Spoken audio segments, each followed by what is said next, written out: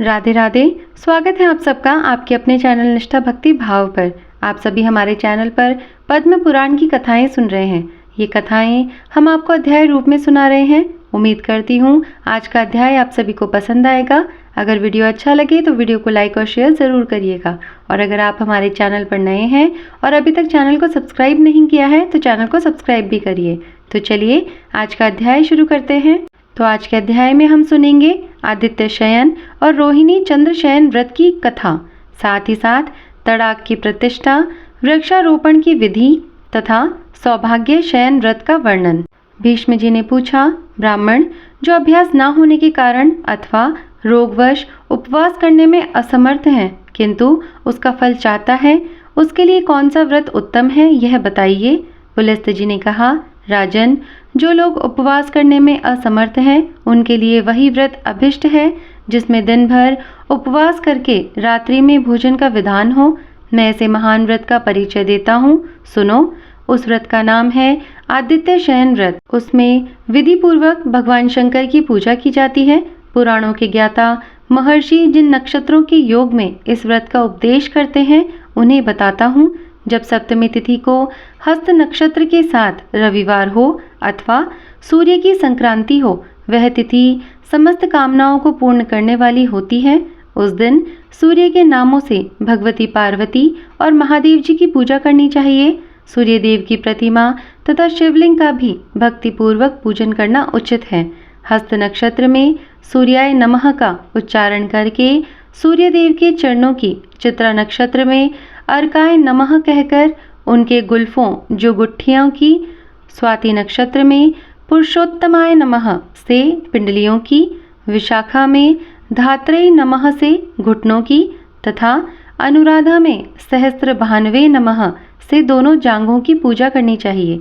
ज्येष्ठा नक्षत्र में अंगाय नमः से गुहा प्रदेश की, मूल में इंद्राय नमः और भीमाय नमः से कटिभाग की तथा उत्तरा फाल्गुनी नक्षत्र में विश्वेश्वराय नमः से उनकी दोनों बाहों का पूजन करें। पाश, अंकुश, कमल, त्रिशूल, कपाल, सर्प, चंद्रमा और तथा धनुष धारण करने वाले श्री महादेव जी को नमस्कार है। गयासुर, कामदेव, त्रिपुर, अंधकासुर आदि के विनाश के मूल कारण भगवान श्री शिव को प्रणाम है इत्यादि वाक्यों का उच्चारण करके प्रत्येक अंग की पूजा करने के पश्चात विश्वेश्वराय नमः से भगवान के मस्तक का पूजन करना चाहिए। तदंतर अन्न भोजन करना उचित है। भोजन में तेल और खारे नमक का संपर्क नहीं रहना चाहिए। मांस और उच्छिष्ट अन्न का तो कदापि सेवन ना करें। राजन इस प्रकार रात्रि में शुद्ध भोजन करके पुनर्वसु नक्षत्र में दान करना चाहिए। किसी बर्तन में एक सेर अगहनी का चावल, गूलर की लकड़ी का पात्र तथा घृत रखकर सुवर्ण के साथ उसे ब्राह्मण को दान करें। 7वें दिन के पारण में और दिनों की अपेक्षा एक जोड़ा वस्त्र अधिक दान करना चाहिए। 14वें दिन के पारण में गुड़, खीर और घृत आदि के द्वारा ब्राह्मण को भक्ति पूर्वक भोजन कराएं। तदंतर कर्णिका सहित सोने का अष्टदल कमल बनवाएं जो 8 अंगुल का हो तथा जिसमें पद्म रागमणि जो नीलम है उसकी पत्तियां अंकित की गई हो। फिर सुंदर शैया तैयार करवाएं जिस पर सुंदर बिछौने बिछाकर तकिया रखा गया हो और ऊपर से चंदोवा तना हो। शैया के ऊपर पंखा रखा गया हो। उसके आसपास खड़ाऊ, जूता, छत्र, चंवर, आसन और दर्पण रखे गए हों। फल, वस्त्र, चंदन तथा आभूषणों से वह शैया सुशोभित होनी चाहिए। ऊपर बताए हुए सोने के कमल को उस शैया पर रख दें। इसके बाद मंत्रोच्चारण पूर्वक दूध देने वाली अत्यंत सीधी कपिला गौ का दान करें। वह गौ उत्तम गुणों से संपन्न, वस्त्राभूषणों से सुशोभित और बछड़े सहित होनी चाहिए। उसके खुर चांदी से और सींग सोने से मढ़े होने चाहिए तथा उसके साथ कांसे की दोहनी होनी चाहिए। दिन के पूर्व भाग में ही दान करना उचित है। समय का उल्लंघन नहीं करना चाहिए। शैय्यादान के पश्चात इस प्रकार प्रार्थना करें, सूर्यदेव जिस प्रकार आपकी शैया कांति, धृति, श्री और पुष्टि से कभी सूनी नहीं होती, वैसी ही मेरी भी वृद्धि हो। वेदों के विद्वान आपके सिवा और किसी को निष्पाप नहीं जानते, इसलिए आप संपूर्ण दुखों से भरे हुए इस संसार सागर से मेरा उद्धार कीजिए। इसके पश्चात भगवान की प्रदक्षिणा करके उन्हें प्रणाम करने के पश्चात अनंतर विसर्जन करें। शैया और गौ आदि को ब्राह्मण के घर पहुंचा दें। भगवान शंकर के इस व्रत की चर्चा दुराचारी और दंभी पुरुष के सामने नहीं करनी चाहिए। जो गौ, ब्राह्मण, देवता, अतिथि और धार्मिक पुरुषों की विशेष रूप से निंदा करता है, उसके सामने भी इसको प्रकट ना करें। भगवान के भक्त और जितेंद्रिय पुरुष के समक्ष ही यह आनंददायी एवं कल्याणमय गूढ़ रहस्य प्रकाशित करने के योग्य है। वेदवेत्ता पुरुषों का कहना है कि यह व्रत महापातकी मनुष्यों के भी पापों को नाश कर देता है। जो पुरुष इस व्रत का अनुष्ठान करता है, उसका बंधु, पुत्र, धन और स्त्री से कभी वियोग नहीं होता तथा वह देवताओं का आनंद बढ़ाने वाला माना जाता है। इसी प्रकार जो नारी भक्तिपूर्वक इस व्रत का पालन करती है, उसे कभी रोग, दुख और मोह का शिकार नहीं होना पड़ता। प्राचीन काल में महर्षि वशिष्ठ, अर्जुन, कुबेर तथा इंद्र ने इस व्रत का आचरण किया था। इस व्रत के कीर्तन मात्र से सारे पाप नष्ट हो जाते हैं, इसमें तनिक भी संदेह नहीं है। जो पुरुष इस आदित्य शयन नामक व्रत के महात्म्य एवं विधि का पाठ तथा श्रवण करता है, वह इंद्र का प्रियतम होता है तथा जो इस व्रत का अनुष्ठान करता है, वह नरक में भी पड़े हुए समस्त पितरों को स्वर्ग लोक में पहुंचा देता है। भीष्म जी ने कहा, मुने, अब आप चंद्रमा के व्रत का वर्णन कीजिए। तो पुलस्त जी बोलते हैं कि राजन, तुमने बड़ी उत्तम बात पूछी है। अब मैं तुम्हें वह गोपनीय व्रत बतलाता हूँ जो अक्षय स्वर्ग की प्राप्ति कराने वाला है तथा जिसे पुराण वेता विद्वान ही जानते हैं। इस लोक में रोहिणी चंद्र शयन नामक व्रत का बड़ा ही उत्तम महत्व है। इसमें चंद्रमा के नामों द्वारा भगवान नारायण की प्रतिमा का पूजन करना चाहिए। जब कभी सोमवार के दिन पूर्णिमा तिथि हो अथवा पूर्णिमा को रोहिणी नक्षत्र हो, उस दिन मनुष्य सवेरे पंचगव्य और सरसों के दानों से युक्त जल से स्नान करे तथा विद्वान पुरुष आप या यश्व इत्यादि मंत्र को 800 बार जपे। यदि शूद्र भी इस व्रत को करे तो अत्यंत भक्तिपूर्वक सोमाय नमः, वरदाय नमः, विष्णवे नमः इन मंत्रों का जप करें और पाखंडियों से, विधर्मियों से बातचीत ना करें। जप करने के पश्चात घर आकर फल फूल आदि के द्वारा भगवान श्री मधुसूदन की पूजा करें। साथ ही चंद्रमा के नामों का उच्चारण करते रहें। सोमाय शांताय नमः कहकर भगवान के चरणों का, अनंत धामने नमः का उच्चारण करने पर उनके घुटनों का और पिंडलियों का, जलोदराय नमः से दोनों जांघों का, काम सुखप्रदाय नमः से चंद्र स्वरूप भगवान के कटी भाग का, अमृतोदराय नमः से उनके उदर का, शशांकाय नमः से नाभि का, चंद्राय नमः से मुखमंडल का।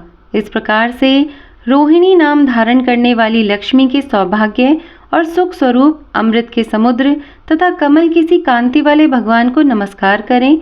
इस मंत्र का उच्चारण करके भगवान के सामने आप मस्तक झुकाएं। तत्पश्चात सुगंधित पुष्प, नैवेद्य और धूप आदि के द्वारा इंदु पत्नी रोहिणी देवी का भी पूजन करें। इसके बाद रात्रि के समय भूमि पर शयन करें और सवेरे उठकर स्नान के पश्चात पाप विनाशाय नमः का उच्चारण करके ब्राह्मण को घृत और सुवर्ण सहित जल से भरा कलश दान करें। फिर दिन भर उपवास करने के पश्चात गोमूत्र पीकर मांस वर्जित एवं खारे नमक से रहित अन्न के 31 ग्रास घी के साथ भोजन करें। तदंतर 2 घड़ी तक इतिहास, पुराण आदि का श्रवण करें। राजन, चंद्रमा को कदम्ब, नीलकमल, केवड़ा, जाति पुष्प, कमल, शतपत्रिका, बिना कुम्भलाए कुब्ज के फूल, सिंधुवार, चमेली, अन्यान्या, श्वेत पुष्प, करवीर तथा चंपा यही फूल चढ़ाने चाहिए। उपयुक्त फूलों की जातियों में से एक एक को श्रावण आदि महीनों में क्रमशः अर्पित करें। जिस महीने में व्रत शुरू किया जाए उस समय जो भी पुष्प सुलभ हो उन्हीं के द्वारा श्रीहरि का पूजन करना चाहिए। इस प्रकार 1 वर्ष तक इस व्रत का विधिवत अनुष्ठान करके समाप्ति के समय शयन उपयोगी सामग्रियों के साथ शैया दान करें। रोहिणी और चंद्रमा की सुवर्णमयी मूर्ति बनवाएं। उसमें चंद्रमा 6 अंगुल के और रोहिणी 4 अंगुल की होनी चाहिए।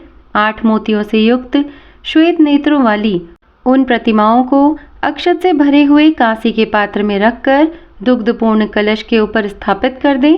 फिर वस्त्र और दोहिनी के साथ दूध देने वाली गौ, शंख तथा पात्र प्रस्तुत करें। उत्तम गुणों से युक्त ब्राह्मण दंपति को बुलाकर उन्हें आभूषणों से अलंकृत करें तथा मन में यह भावना रखें कि ब्राह्मण दंपति के रूप में ये रोहिणी सहित चंद्रमा ही विराजमान है। तत्पश्चात इनकी इस प्रकार प्रार्थना करें, चंद्रदेव, आप ही सबको परम आनंद और मुक्ति प्रदान करने वाले हैं। आपकी कृपा से मुझे भोग और मोक्ष दोनों प्राप्त हों। इस प्रकार से विनय करके शैया, प्रतिमा तथा धेनु आदि सब कुछ ब्राह्मण को दान कर दें। राजन, जो संसार में भयभीत होकर मोक्ष पाने की इच्छा रखता है, उसके लिए यही एक व्रत सर्वोत्तम है, सर्वदा प्रिय है। जो इसका अनुष्ठान करता है वह त्रिभुवन का अधिपति होकर 2100 कल्पों तक चंद्रलोक में निवास करता है। उसके बाद विद्युत होकर मुक्त हो जाता है।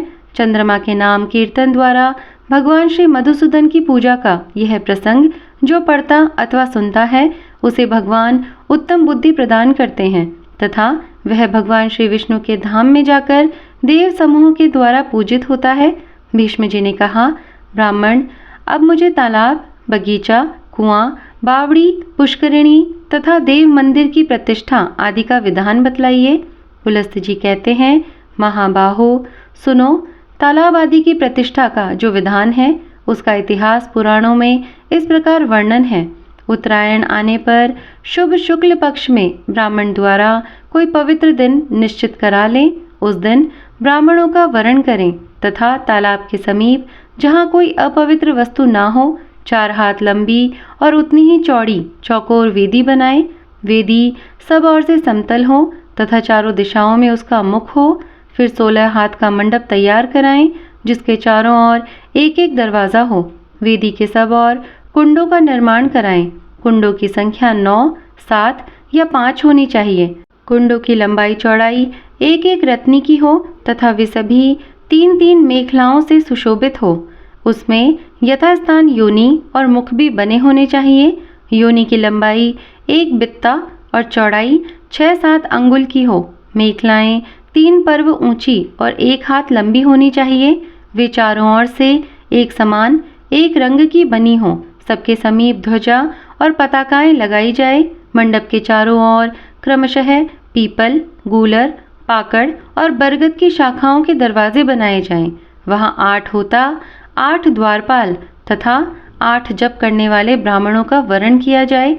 वे सभी ब्राह्मण वेदों के पारगामी विद्वान होने चाहिए। सब प्रकार के शुभ लक्षणों से संपन्न, मंत्रों के ज्ञाता, जितेंद्रिय, कुलीन, शीलवान एवं श्रेष्ठ ब्राह्मणों को ही इस कार्य में नियुक्त करना चाहिए। प्रत्येक कुंड के पास कलश, यज्ञ सामग्री, निर्मल आसन और दिव्य एवं विस्तृत ताम्र पात्र प्रस्तुत करें। तदंतर प्रत्येक देवता के लिए नाना प्रकार की बलि, दही, अक्षत आदि उत्तम भक्ष्य पदार्थ उपस्थित करें। विद्वान आचार्य मंत्र पढ़कर उन सामग्रियों के द्वारा पृथ्वी पर सब देवताओं के लिए बलि अर्पण करें।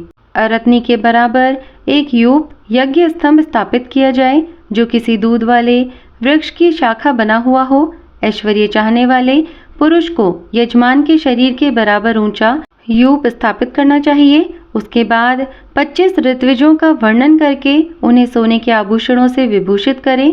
सोने के बने कुंडल, बाजूबंद, कड़े, अंगूठी, पवित्री तथा नाना प्रकार के वस्त्र, ये सभी आभूषण प्रत्येक ऋत्विज को बारंबार देते हैं और आचार्य को दूना अर्पण करें। इसके सिवा उन्हें शैया तथा अपने को प्रिय लगने वाली अन्य वस्तुएं भी प्रदान करें। सोने का बना हुआ कछुआ और मगर, चांदी के मत्स्य और दुंदुब, तांबे के केकड़ा और मेंढक तथा लोहे के 2 सूंस बनवाकर सबको सोने के पात्र में रखें। इसके बाद यजमान वेदज्ञ विद्वानों की बताई हुई विधि के अनुसार सर्व औषधि मिश्रित जल से स्नान करके श्वेत वस्त्र और श्वेत माला धारण करें। फिर श्वेत चंदन लगाकर पत्नी और पुत्र पौत्रों के साथ पश्चिम द्वार से यज्ञ मंडप में प्रवेश करें। उस समय मांगलिक शब्द होने चाहिए और भेरी आदि बाजे बजने चाहिए। तो आज का अध्याय यहीं पर समाप्त करते हैं। इसके आगे की कथा मैं आपको अगले अध्याय में सुनाऊंगी। उम्मीद करती हूँ आज का ये वीडियो आप सभी को पसंद आया होगा। अगर वीडियो अच्छा लगा हो तो लाइक और शेयर ज़रूर करिएगा। और अभी तक अगर आपने हमारे चैनल को सब्सक्राइब नहीं किया है तो इस चैनल को सब्सक्राइब भी करिए। मैं मिलती हूँ आपसे ऐसे ही किसी वीडियो के साथ में, तब तक के लिए धन्यवाद। राधे राधे।